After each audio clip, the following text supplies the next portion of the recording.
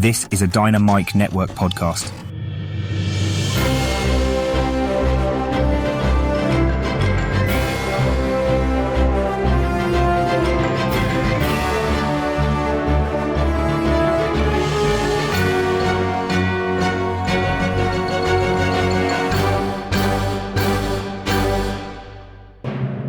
Hi, and welcome to the Dynamic Duel podcast, a weekly show where we review superhero films and debate the superiority between Marvel and DC by comparing their characters in stat-based battle simulations. I'm Marvelous Joe. And I'm his twin brother, Johnny DC. And today you're going to hear Bloodsport get an ass-whooping by Killmonger, the Black Panther villain, because this is going to be embarrassing, I think, for DC. Actually, you are here today to witness a murder of Killmonger by Bloodsport. Touché! But also the other way around. Yeah, that's right. We are going to find out who would win in a fight between Bloodsport, the Superman villain. I think he's mostly a Superman villain. Yes. Against Killmonger, the Black Panther villain. And who would win in a fight between Superman and Black Panther? Superman. Easily Black Panther. Because vibranium, obviously. What? That's not the answer for everything, Joseph. We're going to plug in these character stats, run simulations, and find out who would win the most out of 1,000 matches. Before that, though, we're going to break down the latest comic book movie news to come out this past week, of which we did get some decent news. Finally, we got some announcements. Yeah. Like we were hoping for last episode. Specifically, that the Superman movie that came out this year will be releasing a sequel in 2027 titled Man of Tomorrow. And there was also a Marvel Zombies trailer that came out this past week that was a whole lot of fun. Definitely want to talk about it. But as always, we list our segment times in our episode description, so feel free to check out the show notes if you want to skip ahead to a particular topic. Guys, our artificially intelligent duel simulator, AJ9K, has a quick message for our listeners, so listen up. Why, hello there. Do you want even more from this podcast? Then become a part of the Dynamic Duel community on Patreon, where you can choose from 3 tiers. The Dynamic 2.0 tier gives you access to our Discord chat server, the Fantastic 4 tier gives you 2 bonus episodes each month, and the X-Force tier makes you an executive producer of this show. Lastly, the Dynamite Podcast Network tier lets you create your own podcast using this Monte Carlo simulator. Johnny and Joe will help you develop your show, provide graphic support and consultation, and get you simulation results. Pitch the twins your ideas via email at dynamicduelpodcast@gmail.com. Check it out at patreon.com/dynamicduel. Pip pip cheerio. Thanks, AJ9K, and thanks to everyone who supports the podcast. Including our executive producer, Devin Davis, who we forgot to wish a happy birthday last episode because we suck. But we're going to make that right. Devin, happy birthday, man. Happy birthday. If I could give you a gift of anything from Marvel, I would grant you a holographic image inducer, specifically the type that X-Men like Nightcrawler used to use, because I know that sometimes you cosplay. I feel like that would help out with that. I'm going to get you something way cooler, Devin. I'm going to get you Madame Xanadu's tarot deck, because I know you're into the magic side of both Marvel and DC, and I think you would really like that. That is a good one. That's a good one. It's not the better gift, but it is a good one. I'll let Devin decide that. Guys, be sure to tune into the other shows on the Dynamite Podcast Network this week, including Console Combat, where hosts John and Dean simulate battles between popular video game characters. In yesterday's episode, the two determined who would win between Heishiro Mitsuguri from Soul Calibur and Hao Maru from Samurai Showdown. Over on the Max Destruction podcast, hosts Scotty and Gilly pit your favorite action heroes from film and television against each other. On Wednesday, they're going to find out who would win in a fight between Chase Walker from Never Back Down and Yuri Boyka from Undisputed. On the Central World podcast, host Zachary Hepburn speculates on fights between fan-favorite anime and manga characters. In his next episode, Zach's going to reveal who would win between Trafalgar D. Waterlaw from One Piece and Tenjiro Kirinji from Bleach.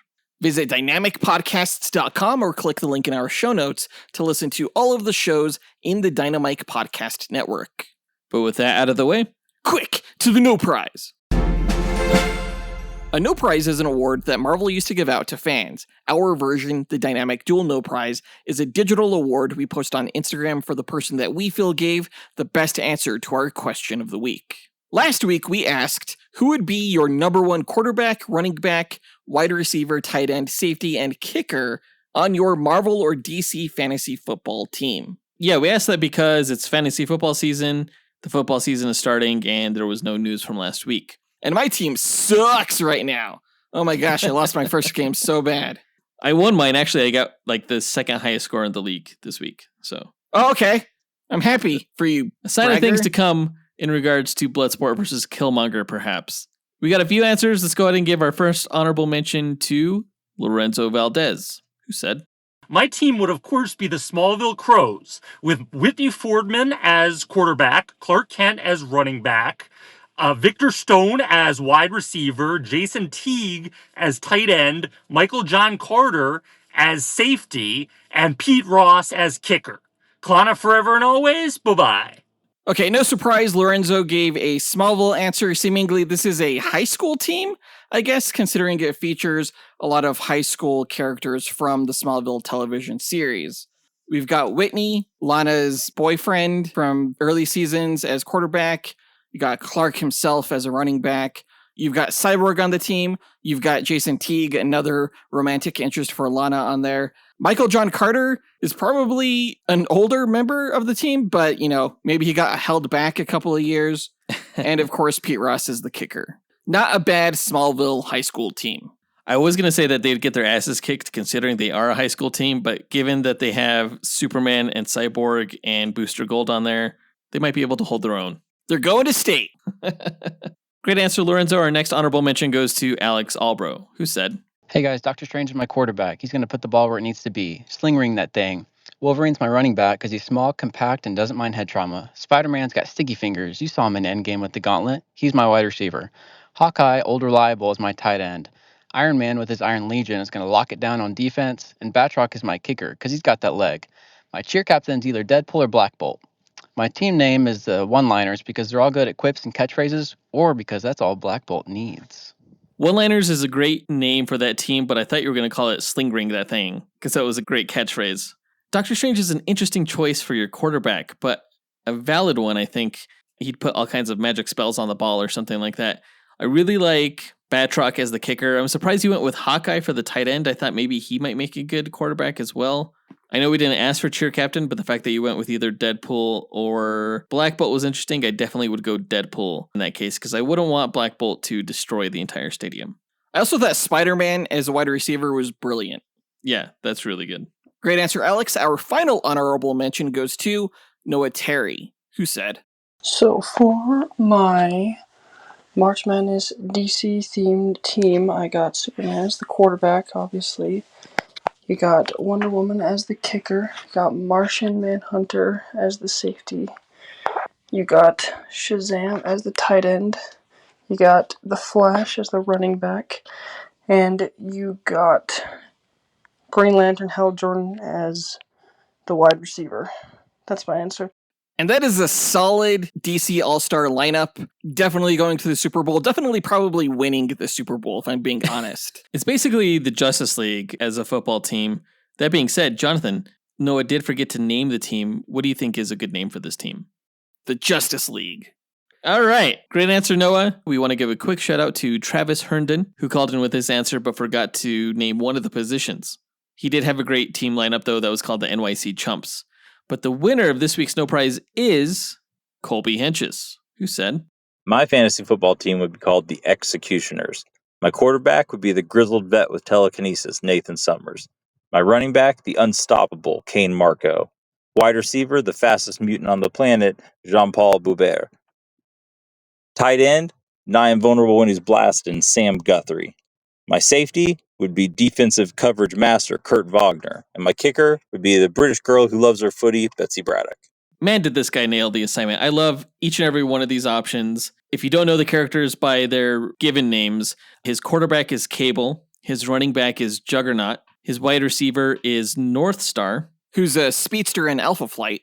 His tight end is Cannonball. His safety is Nightcrawler, and his kicker, of course, is Psylocke, or Captain Britain, as she's known currently, the Betsy Braddock version, who's British. Of course, the Brits love soccer. Not only did he nail each position, I think, with characters that have traits that suit the position, but he also stood with a theme with regards to the world of the X-Men and adequately named the team as the Executioners.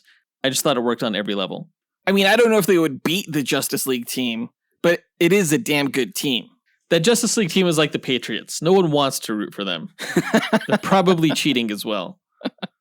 That's fair. So great answer, Colby. You win this week's No Prize. If you, the listener, want a shot at winning your own No Prize, stay tuned to later on this episode when we'll be asking another question of the week. And now that that's done, on to the news.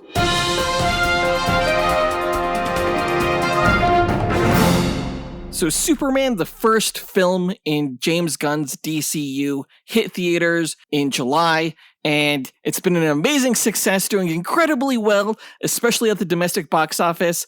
So much so that last week, James Gunn announced another Superman film is coming July 9th, 2027, titled Man of Tomorrow.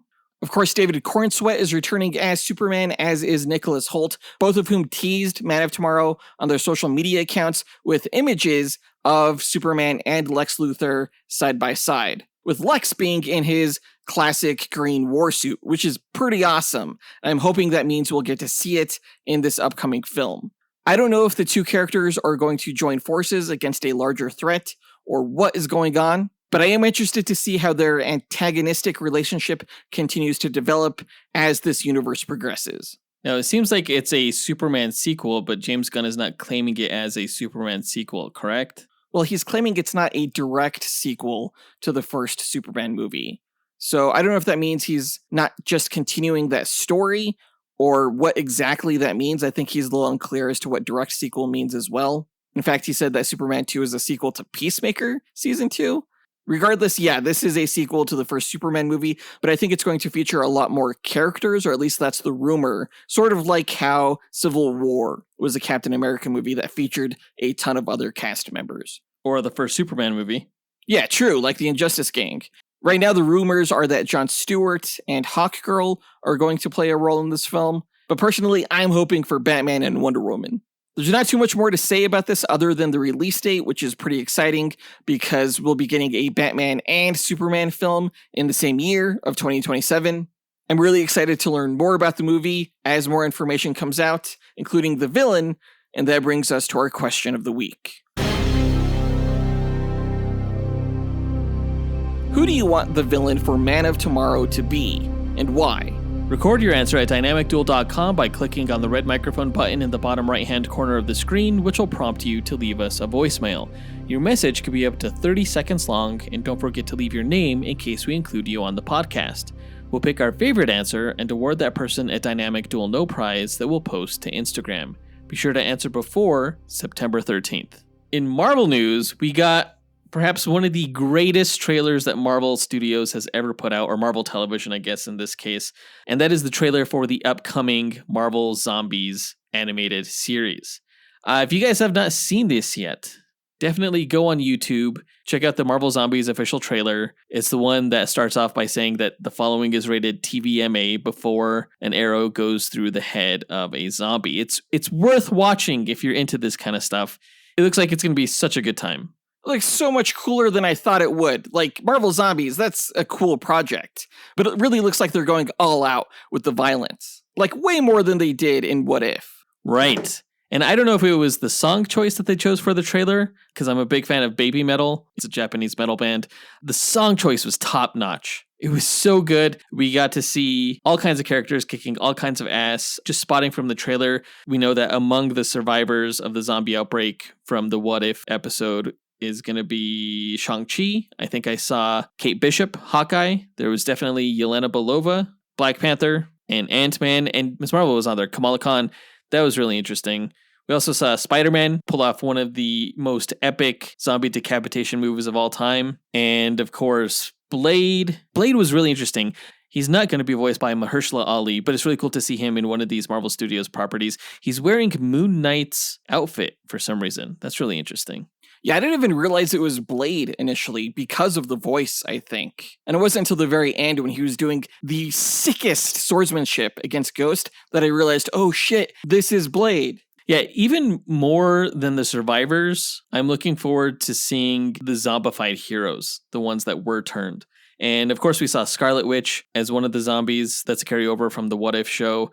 We saw Captain America, Clint Barton's Hawkeye. Saw the Abomination, that's fucking crazy, as a zombie. Namor looked really cool. They even made a point to call him out as a zombie. and he sliced some chick like right in half. That was nuts. Overall, this thing is just turning out to be like a Marvel fan and a Zombies fan and even a Marvel Zombies comic book fan's dream.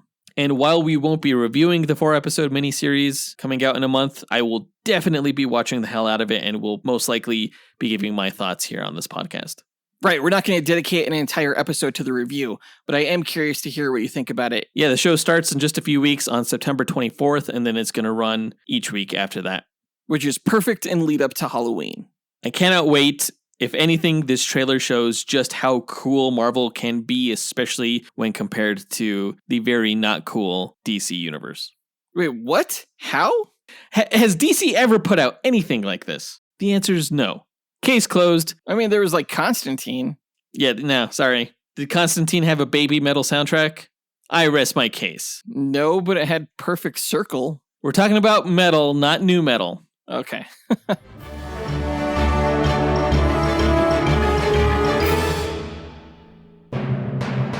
But that does it for all the news for this episode, so let's go ahead and move into our main event, where we find out who would win in a fight between the Superman villain Bloodsport and the Black Panther villain Killmonger.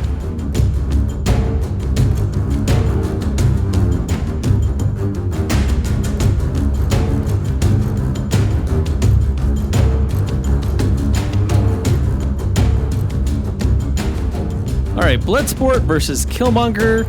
I think mainly we're doing this duel because the characters stood out so much in their respective films that they starred in from a few years ago. Of course, Killmonger was played by Michael B. Jordan in the 2018 Black Panther movie. Really stood out as a tremendous villain, probably cooler than he ever was in the comics. So, he's been pretty badass in the comic books. He was just really well adapted to screen.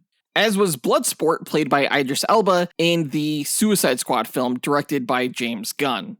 The character is a little bit different than that in the comics, but that was still a really good adaptation of the character, I would say. Yeah, in the Suicide Squad film, the character was known for having like all these different gadgets on his person, on his bodysuit that could transform into weapons. Right, and they also drastically altered the look of the character from what he had in the comics at the time, though the comics have adopted the look from the film because it was just so cool. Like, it is my go-to skin in Fortnite. Do you have a Killmonger skin in Fortnite, Joseph? I don't, but I have a Black Panther skin. Fake fan. All right. Yeah, the character of Killmonger in the comic books has also taken a lot of cues from the film version, just because it was done so successfully on the big screen, I think. Of course, we're talking about two characters who are heavily armed and highly tactical. I'm really interested in hearing how this one turns out. But to explain the methodology behind our duels, let's go to our sentient duel simulator, Alfred Jarvis 9000. AJ9K, tell our listeners how you go about determining a winner in our duel matchups. Yes, of course, sir. The way I determine a winner between the contestants is by running 1,000 Monte Carlo simulations using the character's statistics. A Monte Carlo simulation is a probabilistic model used to determine outcomes through random sampling. In this case, I randomize the statistics along a normal distribution as a way to simulate the many variables that can occur during battle. The stat parameters are based on the official Marvel power grid, from which the DC characters' statistics are extrapolated. Additional stat categories are included such as range, damage potential, versatility, and perception in order to create a more detailed and accurate simulation. The results of the 1,000 simulations provide a percentage of wins for each character. The contestant with the higher percentage is declared the victor, as they have a higher probability to win any given battle. In an equitable pairing, neither character should win 100% of the matches. The comic book stories have shown that there's even a way for Batman to defeat Superman, so the confidence rate of my method falls in line with the precedents that have been established in the source material. My mathematical simulations are without subjectivity or bias. Feats are not the sole consideration, nor are fan votes tabulated for determination of the winner. Thanks, AJ9K. Before we run the simulations, though, we'd like to break down each character's histories and abilities before improvising a scenario on how we imagine one of the 1,000 simulations would play out beat for beat. And I believe it's my turn to go first with the DC character's comic book backstory, so let me tell you all about Bloodsport. Now, Robert Dubois was a young man when he was drafted into the Vietnam War. Panicked and fearing for his life, Robert fled to Canada, leaving his younger brother Michael, who believed in the war effort, to assume Robert's identity and report for duty in his stead, intent on maintaining his brother's integrity and clean record. Michael was deployed to Vietnam, where he lost all 4 limbs in an explosion. Overwhelmed by guilt upon hearing what happened to Michael, Robert suffered a mental breakdown and was institutionalized in Canadian psychiatric facilities. Over the years, he developed vivid combat delusions, mentally rewriting his own cowardice into a false past of battlefield trauma. A perfect target for manipulation, Robert caught the attention of Lex Luthor, who used a handler named Kimberly to recruit and outfit Robert with a prototype teleportation device linked directly to his nervous system. This surgically implanted rig allowed him to summon weapons from a hidden, off-site arsenal instantaneously, including an experimental rifle that fired kryptonite-tipped projectiles. With his mind warped and his arsenal loaded, Robert adopted the codename Bloodsport and set his sights on Superman, the symbol of the American values that he had come to despise. You can learn more about Superman and Lex Luthor in their respective duel episodes against Dr. Doom and Baron Zemo. Robert orchestrated a mass shooting in Metropolis to lure Superman into battle. Disguised as a decorated Vietnam War veteran, he opened fire in a packed cafe, killing dozens. When Superman intervened, Robert shot him with a kryptonite-laced needle, forcing Superman to retreat. The attack sent shockwaves across the city, prompting even Lex Luthor to distance himself from the carnage. Robert later threatened to detonate the power source of his teleportation rig, an act that would level 10 square miles of the city. As panic spread, Jimmy Olsen uncovered Bloodsport's true identity and tracked down his brother Michael in a veterans hospital. Michael was brought to the scene, where his presence triggered a complete emotional collapse in Robert. Realizing the damage he'd caused, Robert surrendered and was incarcerated at Strikers Island Penitentiary for the criminally insane. While imprisoned, Robert encountered a new inmate, Alexander Trent, a white supremacist who had appropriated the Bloodsport identity to promote his extremist agenda, and to spite Robert due to his race. Their feud escalated until the Warden sanctioned a boxing match between the two, overseen by Superman. The event erupted into a prison riot, during which time Robert seized one of Trent's smuggled weapons and attempted to escape. He was shot by guards and presumed dead. Trent continued operating under the Bloodsport name, committing racially motivated terror attacks in Metropolis and other cities, though he was eventually defeated during a violent confrontation with Superman and Black Lightning. During the Salvation Run initiative, when criminals were exiled to a distant planet, a third, unidentified version of Bloodsport, who shared Robert's teleportation-based weaponry with military training, was shown to be trapped along with other villains on an alien world. This Bloodsport fought for Lex Luthor's side, though upon returning to Earth with the other villains, he joined Intergang before eventually being caught by Superman. After the Flashpoint reset of DC's continuity, Robert Dubois was reimagined with a revised history. In this continuity, he and his brother Miggy dreamed of serving in the military. When Miggy enlisted and was killed in combat, Robert blamed the government, the war, and the American system itself. Adopting the Bloodsport moniker, he sought calculated vengeance, targeting symbols of state power, particularly Superman. Using stolen LexCorp technology, Robert reverse-engineered a personal teleportation rig that enabled him to summon a high-tech arsenal mid-combat. Armed with kryptonite-based ammunition and multi-dimensional weapon caches, he attacked Superman in Metropolis and nearly defeated him before being subdued. Robert's precision and battlefield control made him one of Superman's most dangerous human adversaries. After being incarcerated at Strikers Island, he continued to operate as a mercenary and weapons expert. In one mission, he joined a crew hired to capture Solomon Grundy, resulting in a clash with Superman and Batman. In another, he was hunted by the Metropolis Police Department and intercepted by speedsters Barry Allen and Wally West during a shootout in Hub City, and was soon imprisoned once again. Amanda Waller eventually recruited him into the Suicide Squad after seeing potential in his teleportation tech and ruthless efficiency, outfitting him with upgraded armor and access to an expanded arsenal. His missions escalated from standard infiltration to multiversal reconnaissance. On a mission to Earth 3, Robert was captured and tortured by Ultraman. After Waller dispatched the Suicide Squad to recover him, she ensured his continued compliance by revealing that she had embedded explosives in every multiversal variant of his brother Mickey as leverage. Furious at Waller's manipulation, Robert joined Rick Flag's Rogue Squad to dismantle Waller's operation. You can learn more about Rick Flag in our Rick Flag vs. Nick Fury Duel episode. Flag's rebellion culminated in a direct assault on the crime syndicate of Earth-3, in which Bloodsport served as field commander.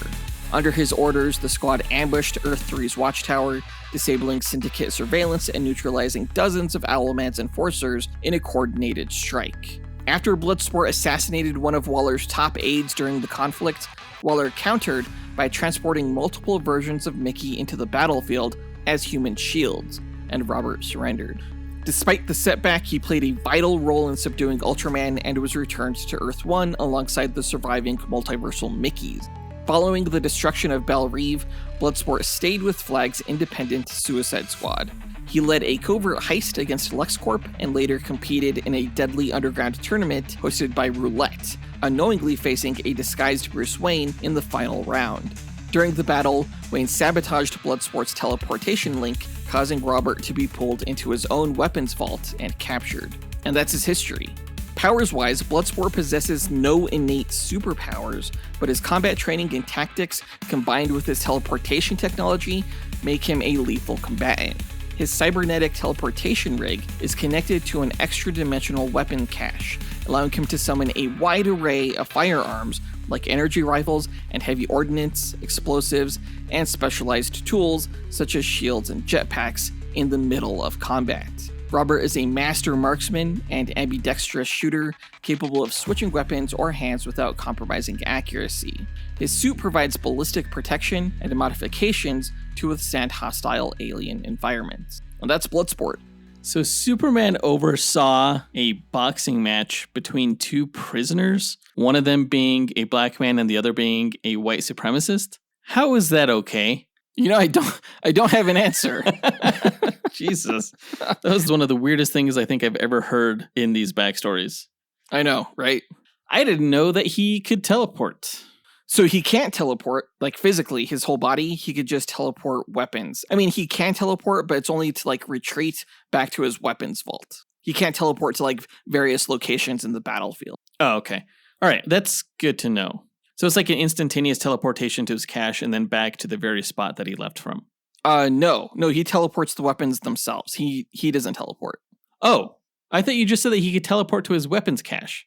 You asked me if he could teleport, and I'm saying if he did, it would just be to his cache. He wouldn't be able to teleport back to the battlefield. Oh, I see. So if I understand this correctly, the teleportation technology he has does not actually move his physical body unless he's retreating, but instead teleports the weapons that he employs in battle. Exactly. It teleports the weapons to him. So what if he doesn't have anything in his weapons cache? What if he just has like a pea shooter?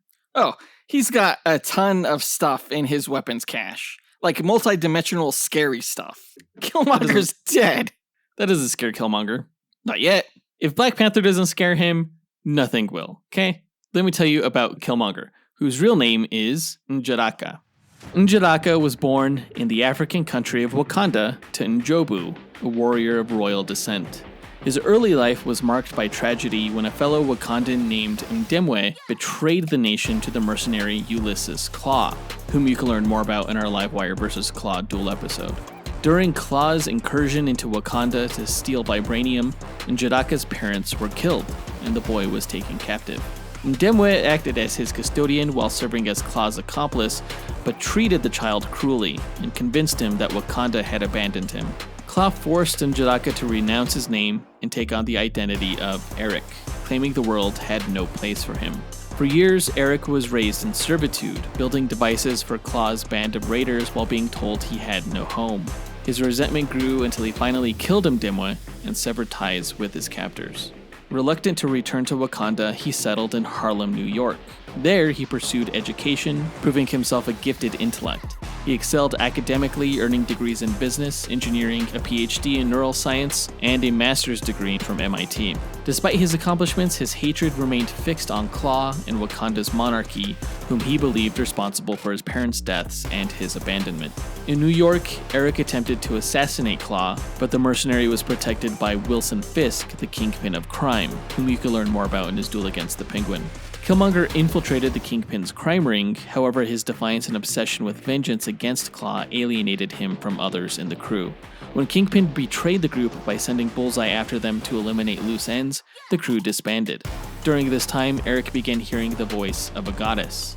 He first believed it was Bast, the Wakandan panther god, but it was later revealed to be another deity that spoke to him, Kililuna, the goddess of war, and a fallen sister of Bast who was long ago banished from Wakandan worship. Kililuna encouraged him to embrace rage and bloodshed and to take on the name Killmonger. Killmonger's bitterness deepened. He secretly obtained intelligence on Wakanda through the international espionage organization S.H.I.E.L.D. and vanished, determined to bide his time until he could exact vengeance on his homeland.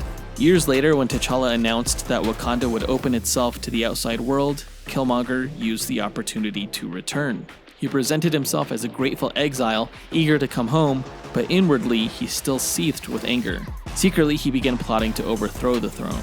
You can learn more about T'Challa the Black Panther in his duel against Black Manta. Killmonger's schemes centered around a vibranium shock bomb meant as a deterrent against colonizers. He murdered fellow Wakandan refugees, using their deaths as experiments with neuropsychic weaponry while preparing to frame Wakanda as aggressors.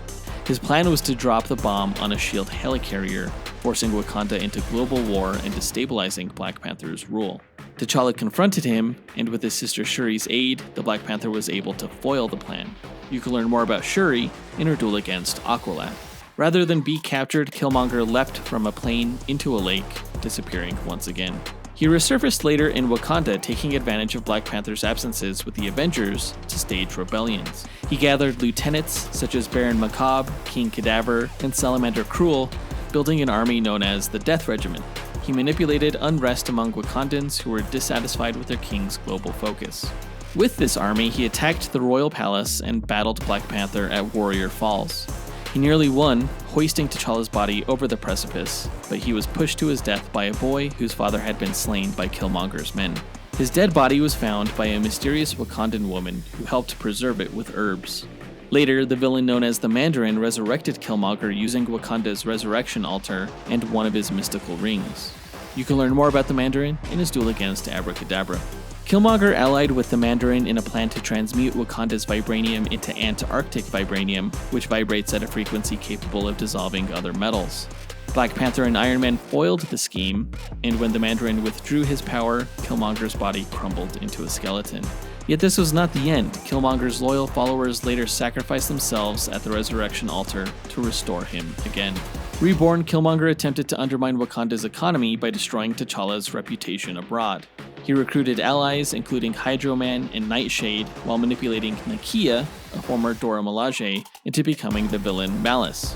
When economic sabotage failed, Killmonger challenged T'Challa in a ritual combat for the throne. This time, he triumphed, becoming King of Wakanda and assuming the mantle of Black Panther. He even attempted to join the Avengers in T'Challa's place, but when he consumed the sacred heart-shaped herb that gave the Black Panther his abilities, his body reacted violently. The herb's properties were poisonous to those outside the royal bloodline, leaving him comatose. And quick side note, I know that I said that his father was of royal descent, but the only thing that I could think of is that the writer of that story forgot, and maybe Killmonger was like just outside where he needed to be on the royal family tree. Marvel. Pfft, shut up. Though T'Challa could have left Killmonger to die, he kept him alive. Eventually, Eric awakened and left Wakanda, traveling to New York where he encountered Casper Cole, a police officer who donned an old Black Panther suit to fight crime. Killmonger offered him a synthetic version of the heart-shaped herb, hoping to bind Cole to him as an ally in the Panther cult. Cole accepted the herb but chose independence, and instead of owing Killmonger allegiance, he took up the identity of the White Tiger, a mantle that has passed through several heroes that you can learn more about in our Bronze Tiger vs. White Tiger duel episode. Killmonger later allied with the US government, who saw him as a potential means of destabilizing Wakanda. With their backing, Killmonger conquered Wakanda's neighbor, Uganda, and proclaimed himself as its ruler. He captured Shuri and Monica Rambeau, aka Photon, or Spectrum, I like to call her Photon, forcing Wakanda into conflict. In battle, he fought Black Panther once again, with both of them wearing advanced suits of armor. Killmonger gained the upper hand, but Photon freed herself and struck him at light speed, killing him. His son witnessed the event and swore vengeance against T'Challa. However, even this death was not the end for Killmonger. While dead, Wakanda began exploring the stars, searching for the source of the meteor that struck Earth millennia ago and formed the Great Mound vibranium deposit that Wakanda was built upon.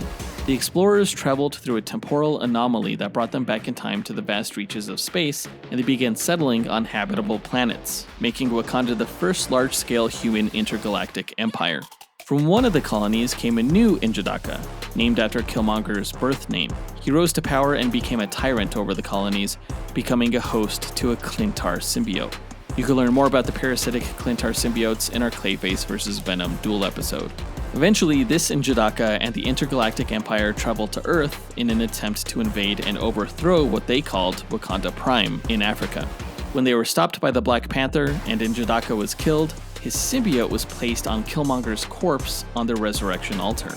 The ritual succeeded in reviving Killmonger, but created a struggle between his soul and that of the intergalactic tyrant for control of their shared body.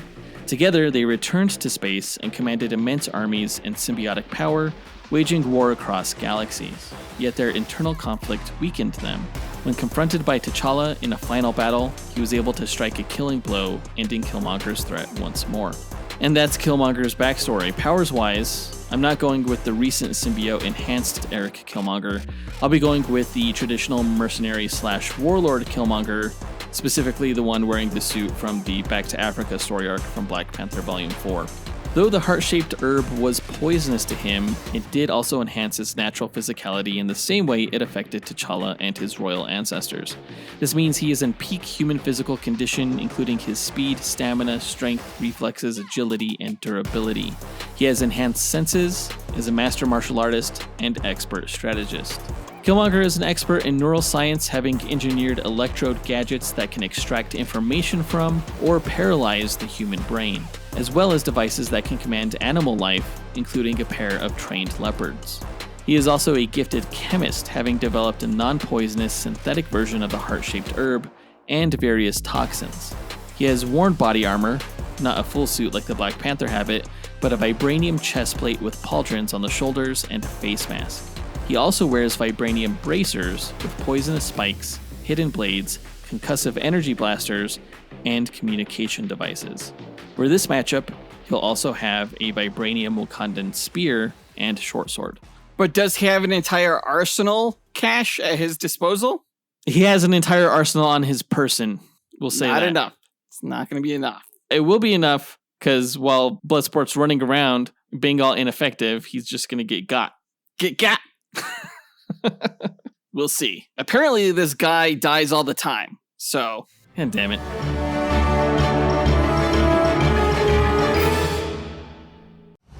In a world where fantasies collide and heroes clash, one podcast network rises above the rest. Prepare yourself for the ultimate showdowns in comic books, video games, movies, and anime. The Dynamite Podcast Network presents Console Combat, where video game legends brawl every Monday. Dynamic Duel, where comic book titans smash every Tuesday. Max Destruction, where TV and action heroes battle every Wednesday. And Sendro World, where anime champions clash every Thursday. Join us as we speculate on the matches and, armed with the power of mathematical simulations, discover who will emerge victorious. Visit dynamicpodcast.com, where we settle the debate and settle the score. but now that we've got their histories and abilities out of the way, let's speculate on how one of the 1,000 simulated matches will go. The winner is determined by simulations, not this speculation, but it's fun to imagine how the fight could play out. AJ9K, what are the rules of our speculation? Well, I should say there are no rules, other than the characters have no prior knowledge of the other going into the fight. All they are aware of starting out is that the other character is a threat that needs to be eliminated. For the speculation, the contestants will begin approximately 50 meters apart in a nondescript environment that will have no bearing on the match itself, as no environmental statistics are considered in my simulations. The contestants must earn victory on their own merit. All right, then let's get into it. Bloodsport and Killmonger meet on the battlefield. Who goes first? Bloodsport is pretty calculating, so I'll say he starts off by summoning a sniper rifle with an X-ray scope, and he's going to target Killmonger's heart, just dead center, and fire a round. I mean, Bloodsport is not more calculating than Killmonger, but we'll give you this first shot. The bullet hits Killmonger in the chest, but the funny thing about a vibranium chest plate is that it's going to absorb any force directed against it. So that bullet just felt like a cotton ball to Killmonger, who's probably like surprised that the guy got a shot off, but he's going to retaliate by firing 2 concussive force blasts from his Wakandan spear at Bloodsport. One of the blasts is to knock the rifle out of his hand, and the other blast is to knock him on his ass. Okay, I mean, the funny thing about an extra-dimensional multiversal weapons cache, though, is that you never quite know what Bloodsport is going to summon from it. And this rifle actually fired a spider drone onto Killmonger, not an actual round. So while Bloodsport is dodging Killmonger's force blasts, that spider drone is going to crawl down Killmonger's arm onto his spear, at which point it's going to explode. Just detonate this powerful explosion, and that's going to send his spear flying far away from him. Wait, so you're telling me that this spider drone that Bloodsport shot onto Killmonger could have detonated on Killmonger's head, but instead, why did it choose to blow up the spear? Fuck. What a dunce. That spider's stupid. I'm going to say that the spider drone didn't even make it to the spear because it got impaled on one of Killmonger's spikes that he has on his arm bracers. Okay. But Killmonger is going to quickly recognize that Bloodsport is like a marksman. So he's going to be strategic and try to close the distance between the two. So he's going to sprint. He's going to blitz Bloodsport and hurl his Wakandan Warblade at him, which is like this machete weapon, and it takes off one of Bloodsport's hands. Okay, well, I'm assuming this Warblade is vibranium? Fuck yeah, it is. Of course it's a vibranium. Okay, so while Killmonger is charging towards Bloodsport, Bloodsport has seen the metallic armor and weaponry that Killmonger has, so he's going to summon a magnetic mine launcher. And he's going to fire a mine between him and Killmonger. And that mine's going to attract Killmonger's sword, just straight down onto it, as well as Killmonger himself as he nears it. And he's just going to plant face first straight onto that mine, which Bloodsport is then going to detonate. So there's your face explosion. You happy? No, because if Bloodsport activated this magnetic mine, then the sword that Killmonger threw would have been pulled into it first, and it would have just sliced right through it and disabled it. So that did nothing. Killmonger picks up the blade as he continues sprinting toward Bloodsport, and he closes the distance and just straight up spears and impales Bloodsport right through the chest. Except, blam! Electrified net launcher. Just as Killmonger reaches Bloodsport. So now Killmonger's trapped on the ground, being electrocuted, and that's when Bloodsport summons a .44 Magnum revolver and just gives Killmonger a fatal dose of lead poisoning right there on the ground. I mean, with how fast Killmonger closed the distance while sprinting, I don't think Bloodsport would have had time to summon and fire a net launcher. But say I grant you that Bloodsport fired the net. Like, how's it going to get past the spear that Killmonger is swiping at him, right? The net's just going to get all caught and twisted in the spear.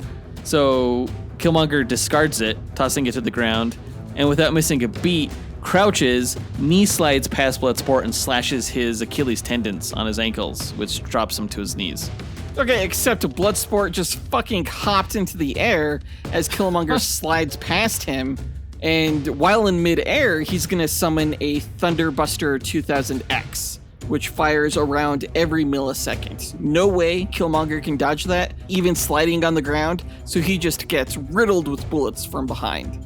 I mean, the gun may shoot fast, okay, but it doesn't make Bloodsport fast. Like, recognizing that Bloodsport left over his slash attack and is now drawing a gun on him, Killmonger's gonna slash with his Wakandan Warblade at the gun's barrel, which is just gonna cleave it in two.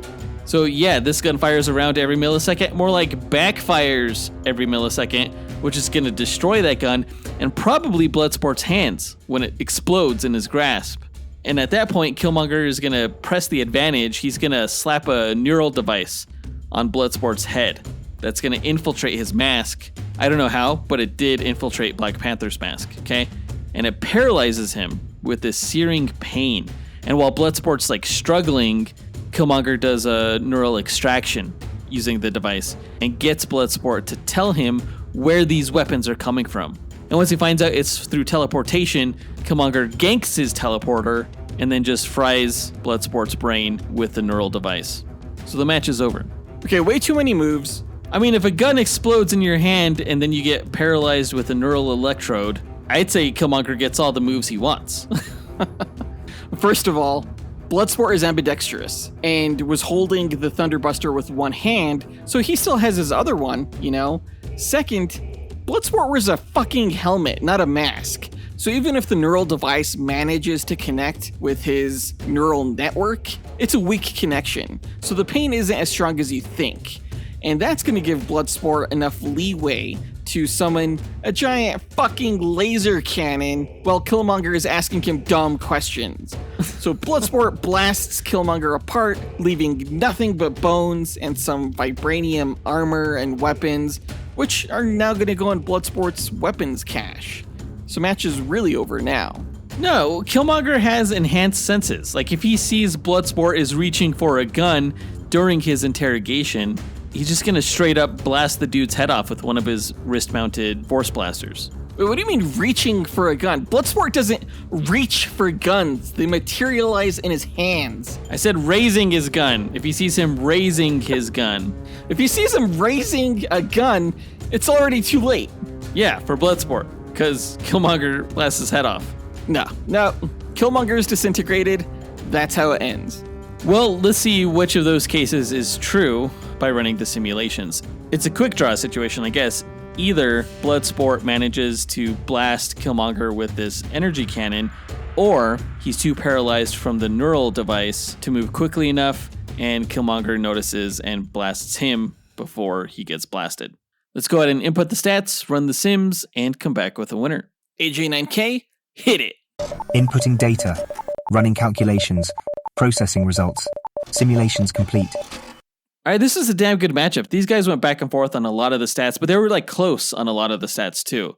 Yeah, I'm kind of getting a flashback to last week where they kind of played tit for tat with each of these stats. We said that they were equal when it came to movement speed and evasiveness, but we also said that Bloodsport was more durable, he could inflict more damage, he had a greater range, and was more versatile. Yeah, whereas Killmonger is stronger than Bloodsport, having ingested the heart-shaped herb. We also said he's a better fighter. Barely. Is definitely smarter, though, and has enhanced perception due to his increased senses. Yeah, the intelligence stat was actually the greatest discrepancy between the two. Right, because not only has Killmonger overthrown an entire nation, he's also like a master engineer, neuroscientist, and chemist. Whereas Bloodsport's crazy. Yeah, in most iterations of the character, Bloodsport is mentally unstable. But taking all of these stats into consideration, Joseph, who do you think came out on top? This is going to be close, actually. Bloodsport's better than Killmonger in a lot of places where it counts. I do think Killmonger would be able to outsmart Bloodsport. But yeah, I think it's going to be close. I'm going to root for Killmonger, though. Instagram is siding with DC. Again, as always, 56% of the poll takers are siding with Bloodsport. Well, they sided with Marvel last week. Did they? Yeah. Oh, I don't know. It hurts more when they side with DC, so it feels like they're always against me. Well, let's see if they chose correctly this time. AJ9K, the results, please. Here you are, sir. The winner of the matchup between Bloodsport and Killmonger is Killmonger. Hell yeah! Hell yeah! Finally! Which, damn it, Killmonger won 524 of the 1,000 matches, or 52.4% compared to Bloodsport, who won 47.6% of the time. So it was a close match. I mean, Bloodsport has better gadgets and gear, right? But Killmonger's no slouch in that department. He has a lot of gadgets and gear himself, but he also has the enhanced physicals and the smarts, I think, that overpowered Bloodsport. And that's pretty much exactly why he won. In the areas where Bloodsport was better, he was just barely better. And in the areas where Killmonger was better, it was by a little bit more, like intelligence. Close match, though. Yeah, really close. I'm kind of sad I lost this one. Bloodsport's powers are pretty damn cool. Like, if I could have a superpower, I think Bloodsports would be pretty awesome. That is a cool power set. I like it more than what they did in the Suicide Squad movie, where every weapon of his was just kind of part of his suit.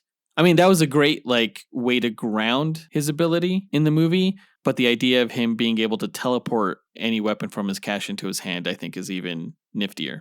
Well, Bloodsport had a suit similar to that, a different design. It was created for him by Lex Luthor, where, he could pull different, nano weapons off of his armor.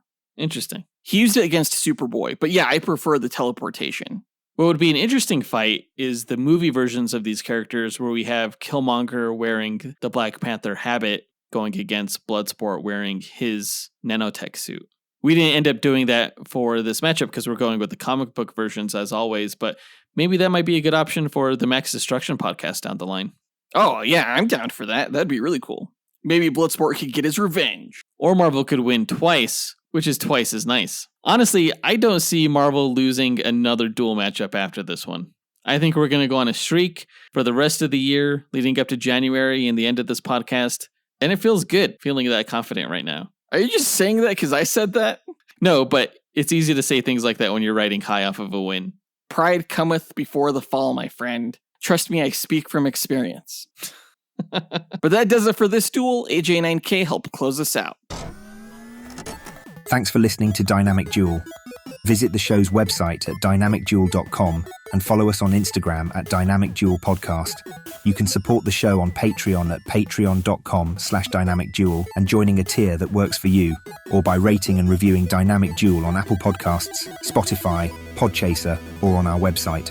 Don't forget to listen to the other shows in the Dynamite Podcast Network, including Max Destruction, Senjo World, and Console Combat.